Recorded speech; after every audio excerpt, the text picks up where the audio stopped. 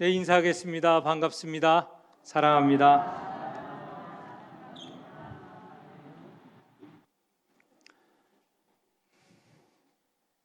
청주에 가면 청주 3일 공원이라는 것이 그런 데가 있다고 합니다. 저는 가보지는 않았습니다. 책을 통해서 만났죠. 거기에 가면 원래는 6분의 동상이 있었다고 합니다. 지금은 5분의 동상이 있고 한 분의 동상은 없어졌습니다. 이 6분은 3.1 운동의 대표자 33인 가운데 6분입니다. 이 청주가 정말 독립운동에 힘썼다는 걸 알 수 있죠. 6분이나 그 3.1 공원에 모셨다는 것이죠. 손병희 선생을 비롯해서 6명인데 그 가운데 3분이 목사님입니다. 신홍식, 신석구, 정춘수. 대단하죠. 그런데 안타깝게도 그 3분 목사님 가운데 한 분, 정춘수 목사님은 시민들이 그 동상을 끌어내렸습니다. 왜 그랬을까? 다른 분들은 3.1 운동 대표자로서 끝까지 그 민족적인 마음 그리고 신앙을 지켰는데 정춘수 목사님은 일제 말에 변절을 했습니다. 6분의 동상을 만들고 보니 정춘수 목사 그분이 변절한 것을 알고 시민들이 끌어내렸다는 것이죠. 근데 이 3분 목사님 가운데 신석구 목사님과 정춘수 목사님은 가까운 친구입니다. 2분 가운데 한 분은 일제 말에 일본의 유혹 잘 이겨냈습니다. 그 고난도 잘 이겨냈습니다. 그래서 해방을 맞았습니다. 그런데 정춘수 목사님은 일제 말기 그 유혹에 넘어갔습니다. 일제 말이 되면요 38년경에 우리 장로교 교단은 가을 총회 때 신사 참배 결의를 합니다. 신사라는 건 여러분 아시죠? 일본의 귀신들, 우상을 모아놓은 그런 신사입니다. 거기에 가서 일본 귀신들에게 절하게 한 것이 신사 참배입니다. 하나님을 믿는 사람 우상 숭배하지 말아야 되고 더욱이나 그것도 일제의 귀신들 아닙니까? 우상들 아닙니까? 그런데 거기에 절하도록 결의한 것이 총회의 결의였습니다. 내노라 하는 지도자들, 내노라 하는 교인들이 우상 숭배를 한 것이죠. 신앙의 배신자가 된 것입니다. 그런데 그런 가운데서도 신앙을 지킨 분들이 있죠. 여러분 잘 아시는 대로 주기철 목사님 같은 분은 신앙을 지키다 결국은 순교를 당했습니다. 마찬가지로 정춘수 목사 그분은 그때의 감리교단에서 최고 지도자였습니다. 감독이었습니다. 그런데도 감리교단을 끌고 신사 참배를 하게 되고 또 교회에 금부치 돈을 모아서 일본 제국주의의 무기, 전쟁 무기를 위하여서 헌금도 하고 하였던 사람입니다. 일제 말에 배신한 것이죠. 우상 숭배를 한 것이죠. 해방 이후에 삶도 정말 2분 모습이 일제 말의 모습 그대로 지속이 되었습니다. 신석구 목사님은 해방 이후 얼마 되지 않아 한국전쟁, 6.25 전쟁이 일어나지 않았습니까? 그분은 피난하지 않고 교회를 지키다 공산당에 의해서 순교를 당하셨습니다. 일제 말에도 신앙을 지켰고 공산차에서도 신앙을 지켰습니다. 그런데 정춘수 이분은 일제 말에 믿음을 잃었고 해방이 되면서부터 감리교를 떠나서 천주교로 가버렸습니다. 감리교에서 환영하지 않으니 이 감리교는 거짓되었다 하고 천주교로 가버렸습니다. 해방 이후에도 신앙을 그 절개를 버린 것이죠. 왜 두 사람이 이렇게 차이가 났을까? 그것은 신앙을 지키느냐 지키지 않았느냐에 따른 것입니다. 일제시대 때 교회가 일제에 망한 나라 다시 독립을 위하여서 애쓰지 않았습니까? 그럴 때에 구약의 말씀을 정말 신앙을 지키는데 귀하게 여겼습니다. 구약의 말씀, 이스라엘이 애굽에서 종살이 하던 때 하나님께서 그들을 애굽에서 해방시켜 주셨죠. 그래서 일제 시대에 많은 이들이 하나님께서 우리 민족을 해방시켜 줄 것을 기대하면서 신앙을 지켰던 것이죠. 또 그리고 요한계시록도 마찬가지입니다. 요한계시록에 보면 새하늘과 새 땅, 새 예루살렘을 기대한 것이죠. 그곳은 하나님이 전적으로 통치하시고 또 믿는 성도들이 하나님을 하나님으로 아버지로 섬기는 그런 나라, 새하늘과 새 땅, 새 예루살렘을 바라보면서 신앙을 지켰던 것이죠. 일제는요, 그 말기에 구약을 읽지 못하게 했습니다. 성경에서 빼게 하였습니다. 요한계시록도 읽지 못하게 하였습니다. 새하늘 새 땅, 새로운 세계, 새로운 사회를 염원하는 이 조선인들, 그들의 신앙을 없애려고 요한계시록도 읽지 못하게 한 것이죠. 그런데 아까 말씀드렸던 신석구 목사님은 성경 그대로 그 말씀, 하나님이 우리 민족을 도우시고 우리 민족을 해방시키시고 우리 민족을 지켜주시리라 라는 믿음을 가졌던 것에 반하여서 그 친구인 정춘수 목사, 이분은 당시 감리교 감독, 최고 지도자 감독인데도 신앙을 저버렸습니다. 배신했습니다. 이 두 분을 생각하면서 오늘 나는 어떤 분을 따를 것인가? 나는 신석구 목사님 편인가? 아니면 정춘수 목사 편인가?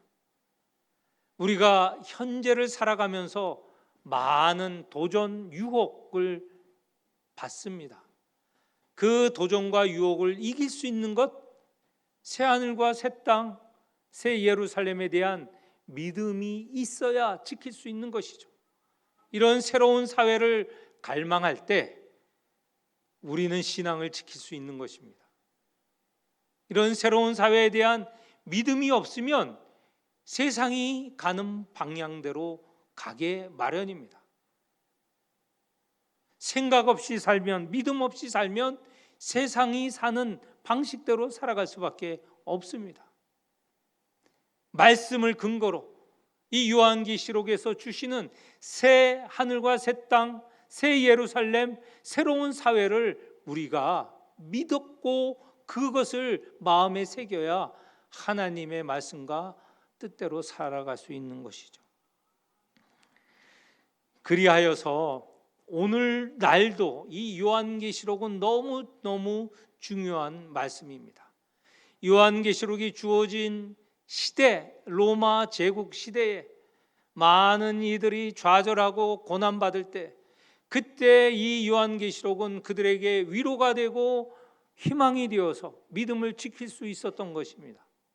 오늘도 이 요한계시록을 통해서 우리의 믿음, 하나님이 주신 믿음을 지켜나가는 성도들이 되시기를 축원합니다.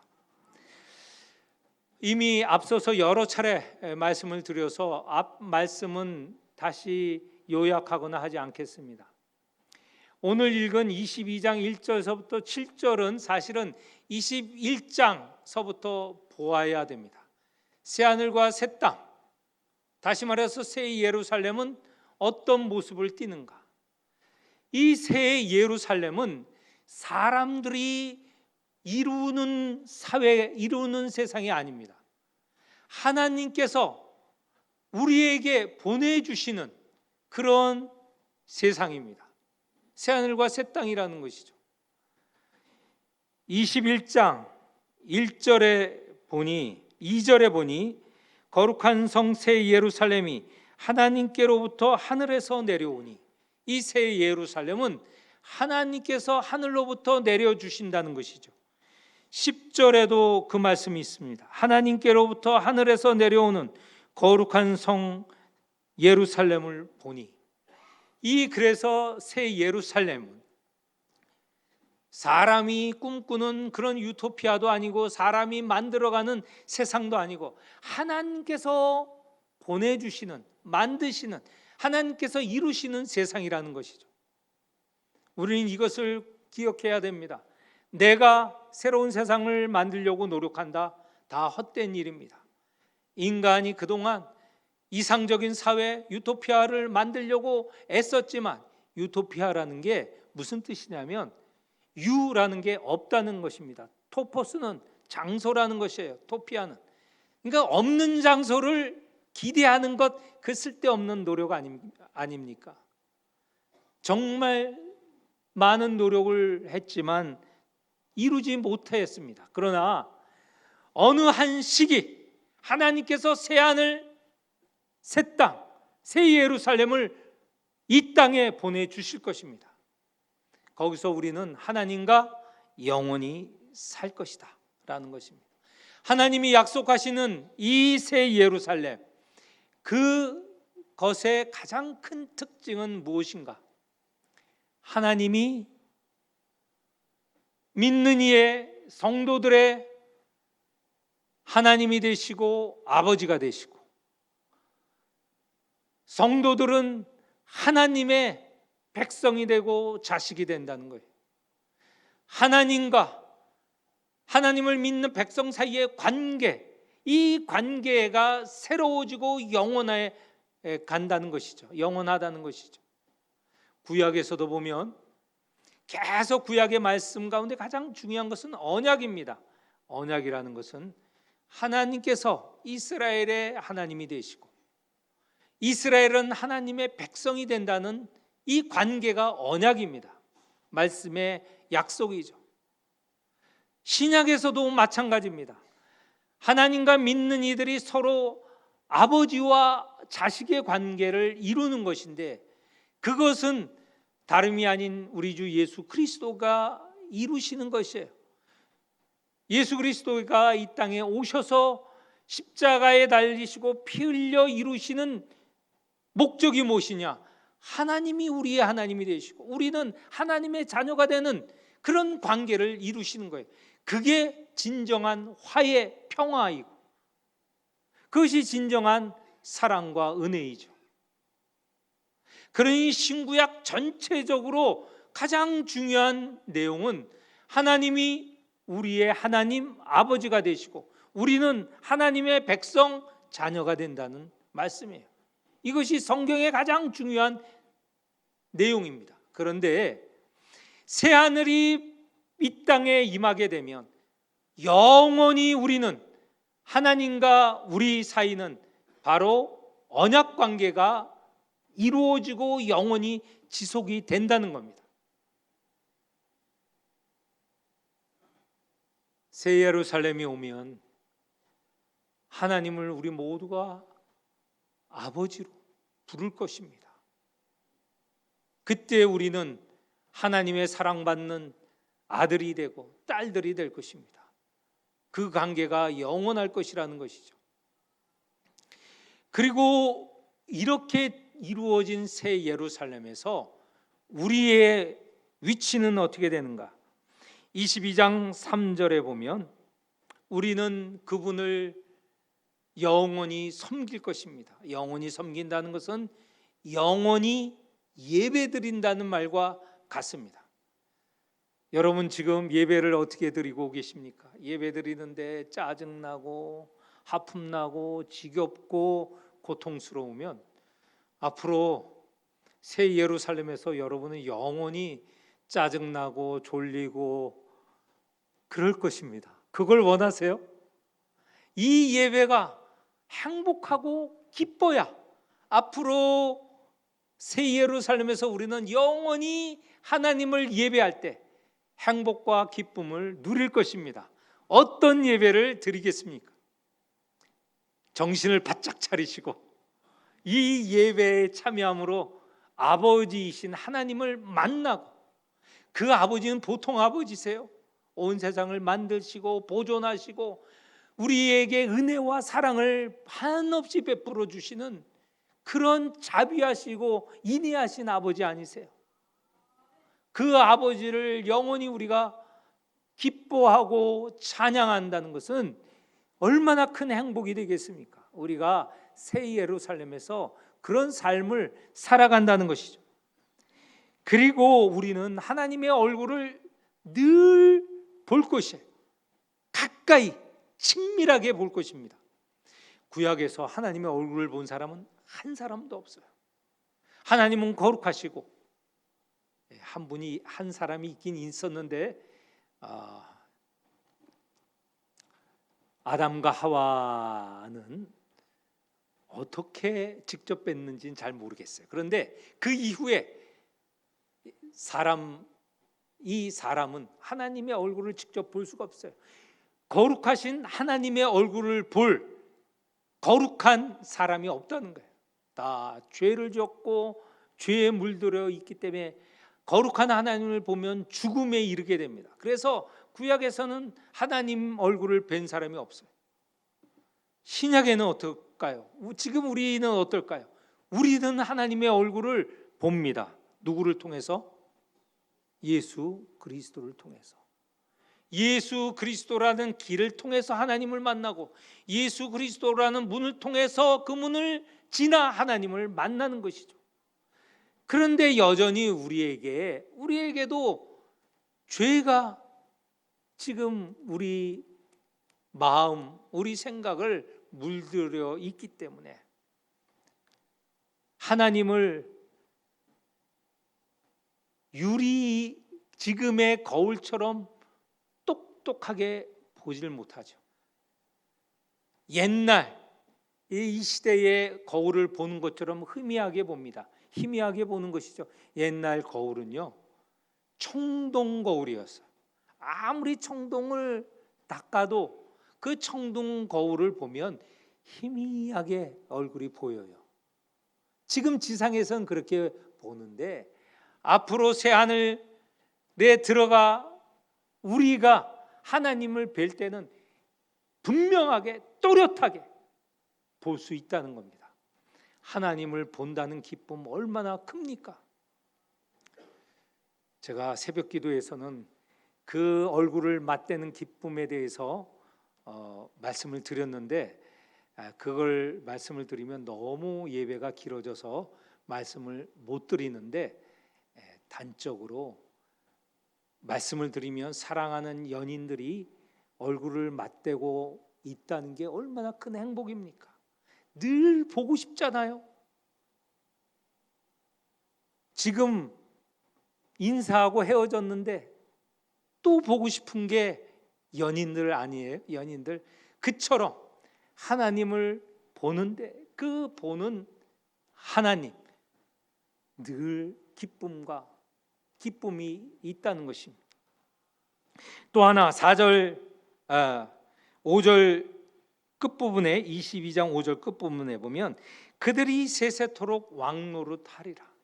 모든 성도들이 그 신분이 왕의 위치에 가 있다는 거예요. 하나님이 계시는 새 예루살렘에 온 모든 성도들을 왕처럼 여기신다는 게, 존귀하게 여기신다는 것이. 이 지상에서 모습은 사람마다 다 다릅니다. 어떤 사람은 부자고 어떤 사람은 가난하고 어떤 사람은 많이 배우고 그렇지 않고 어떤 사람은 힘 있고 그렇지 않고 어떤 사람은 잘생기고 뭐 이런 것들로 인하여서 서로 구분하고 잘났다 못났다 이렇게 서로 갈등하는데 새 예루살렘에는 그게 다 없어요. 다 하나님께서 당신의 자녀들을 왕과 같이 귀하게 여기신다는 거예요. 그러니 이런 나라가, 이런 새 예루살렘이 올 거라는 겁니다. 그리고 이미 이 지상에서 이루어 가기를 원하세요. 예수님께서 오시면서 하신 말씀이 있죠. 하나님 나라가 가까이 왔다. 하나님 나라가 이미 우리 가운데 이렇게 오고 있고 마침내는 새 예루살렘으로 온전히 임할 것입니다. 그런데 이 새 예루살렘에는 없는 것들이 있어요. 이 없는 것들은 우리가 이 지상에서 없어졌으면 좋겠다 하는 것들이 그 예루살렘에서는 없어지는 거예요. 어떤 것이 없어지냐?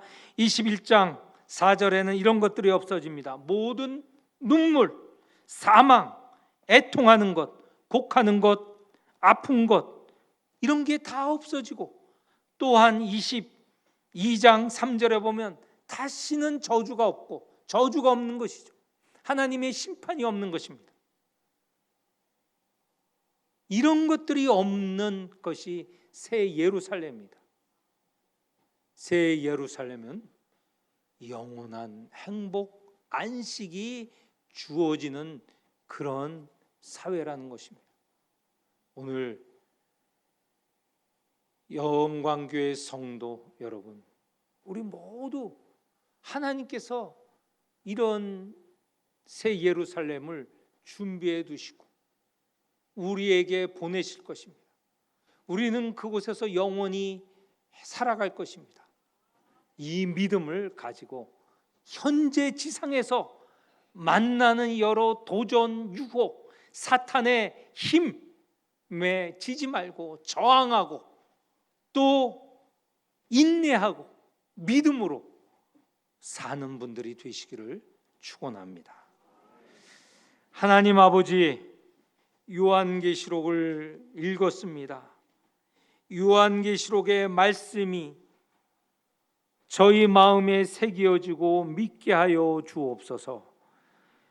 새 예루살렘이 결국에는 임한다는 이 분명한 사실 믿게 하여 주옵소서. 보라, 내가 속히 오리라 라고 말씀하신 우리 주님의 말씀대로 주님이 오시고 주님과 함께 새 예루살렘이 임하는 것을 믿고 의지하게 하여 주옵소서. 그래 이 땅에 사는 동안 인내하며 믿음 가지며 또 하나님의 자녀답게 살아가게 하여 주옵소서. 예수님 이름으로 기도합니다. 아멘.